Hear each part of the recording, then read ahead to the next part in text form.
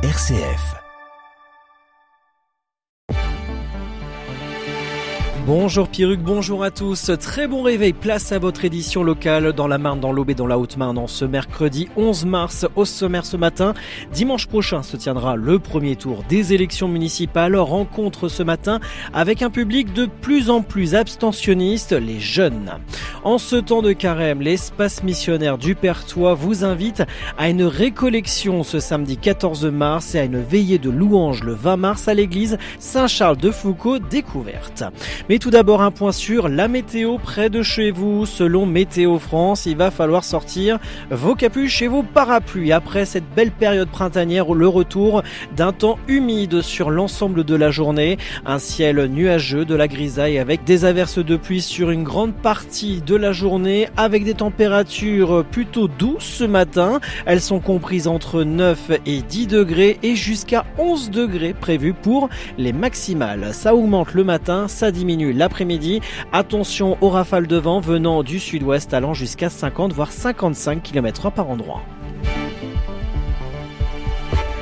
RCF Cœur de Champagne, le journal Christopher Fausten. Lors des élections municipales de 2020, un sondage Ipsos, Sopra et Steria révélait que près de 72% des 18-34 ans ne s'étaient pas rendus aux urnes pour ce scrutin.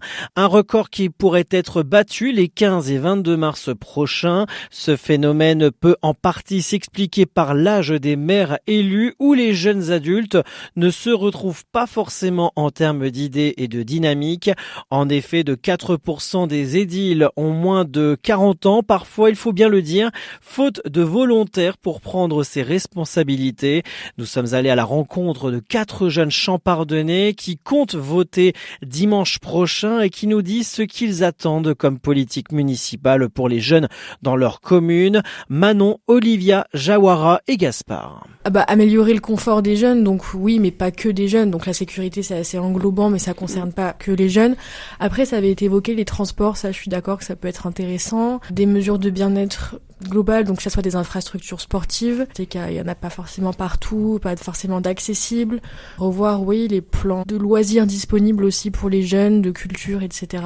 dans sa ville, sans avoir besoin d'aller sur Paris voir des musées ou dans d'autres villes pratiquer tel ou tel sport. J'avais pensé au logement avec aussi pour la nourriture, précarité étudiante, parce que sans logement abordable et sain aussi, forcément l'insertion professionnelle, les études, tout est rendu plus compliqué. Après les prix du transport, aussi l'accès à la culture.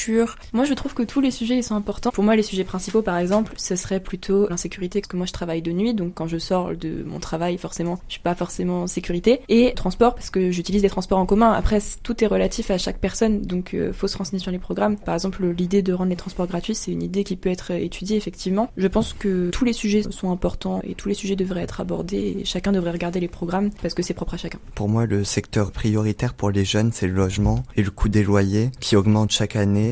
Et s'ils s'intéressent aux idées qui principalement les concernent lors de la lecture des programmes, ces jeunes imaginent une politique municipale pour tous et donc aussi pour les seniors, en mentionnant quelques axes prioritaires selon eux. Manon, Gaspard et Jawara. Alors je pense que la sécurité du coup vient rejoindre pour le coup les jeunes comme les personnes plus âgées, parce que se sentir vulnérable ça n'a pas d'âge. Et ensuite accessibilité de l'urbanisme public, mieux réfléchir à certains matériaux choisis au sol pour que ça soit adapté aux personnes âgées en cas de pluie et pour pas glisser tout bonnement. Ensuite l'accès dans les espaces publics, par exemple dans les jardins, les parcs, c'est pas forcément pensé pour qu'on puisse passer avec ces outils d'aide entre guillemets à la mobilité. Ce genre de choses, leur faciliter le quotidien, je pense que ce serait la priorité. Je suis assez d'accord avec l'accessibilité justement dans les transports aussi. Je trouve que les services d'accessibilité, de mobilité c'est très important. Aussi peut-être des services d'aide à la personne plus nombreux, parce que c'est vrai que les personnes âgées elles sont vraiment délaissées. Pour avoir une grand-mère qui a eu besoin d'aide à la personne, c'est vrai que les services sont assez insuffisants et peut-être investir aussi dans l'aide aux personnes âgées. Des propos recueillis par RCF Reims-Ardennes. À noter ce matin l'invité de la rédaction municipale près de chez vous du côté de Cézanne et le maire sortant et candidat à sa succession, Sacha Evac. De plus, demain à 7h33, Gérard Goris, maire sortant de Fère-Champenoise et également candidat à sa succession, sera au micro de notre correspondant Christian Lanciot. En ce temps de carême, l'espace missionnaire du Perthois propose plusieurs rendez-vous spirituels. Ce samedi 14 mars, toute la journée, une récollection se tiendra à l'église Saint-Charles de Foucault à Vitry-le-François. Père Marc Aymar, doyen de l'espace missionnaire du Perthois, nous en dit plus. Le thème retenu, c'est la prière. En quoi consiste la prière chrétienne ? Et puis les différentes approches de prière. Et nous avons voulu ce thème pour toutes les personnes en découverte de la foi chrétienne, les catéchumènes qui se préparent au baptême, les adultes aussi qui font leur première communion, leur confirmation, et bien sûr tous les chrétiens. Et on s'aperçoit qu'aujourd'hui, il y a une soif d'intériorité, une soif relationnel avec le Seigneur, et on n'a pas forcément les outils, la capacité à trouver un peu les mots ou les attitudes. Donc on parlera simplement des différentes formes de prière, la louange, la demande, le pardon, l'intercession, etc.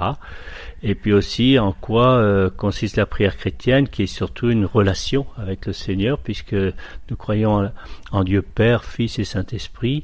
Et le vendredi 20 mars, place à une veillée de louanges avec Monseigneur Franck Javary, évêque de Châlons, de 19h à 21h. 5 prêtres seront présents pour offrir également des moments de réconciliation, toujours à l'église Saint-Charles de Foucault.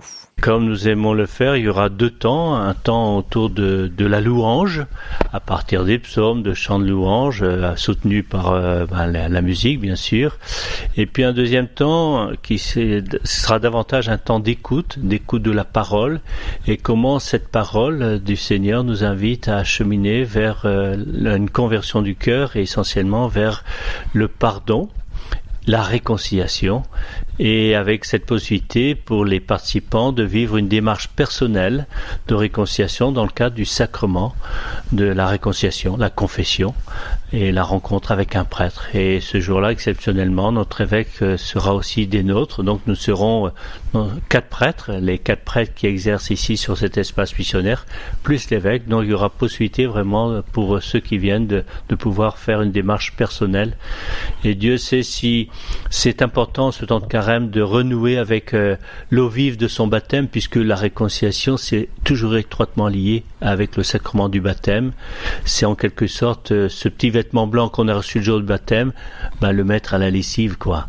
Mais c'est la lessive, c'est une bonne lessive, c'est la croix de Jésus, Sauveur. Père Marc Aymar au micro de Gérald Gaillet. Toutes les informations sont disponibles dans la revue L'Église catholique dans le Perthois ou sur la page Facebook L'Église dans le Perthois. Après Festi-Peps à Reims, mercredi, place à la journée de la santé mentale positive ce samedi à Châlons-Champagne. De 11h à 21h, la place Foch accueillera un village dédié au bien-être psychique, porté notamment par Club Famille, Unicité, les ambassadeurs de la santé mentale, la ville et l'agence régionale de santé.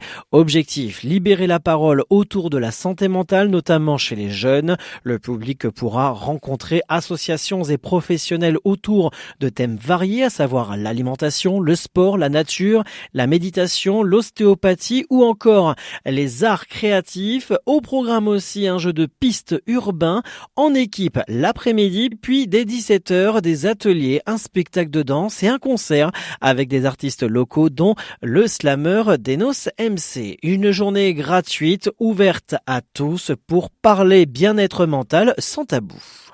Fin de cette édition locale en Champagne. Merci de nous avoir suivis et de votre fidélité. Les municipales 2026 près de chez vous à retrouver en podcast sur notre site rcf.fr. Très bonne matinée à l'écoute de vos programmes sur RCF.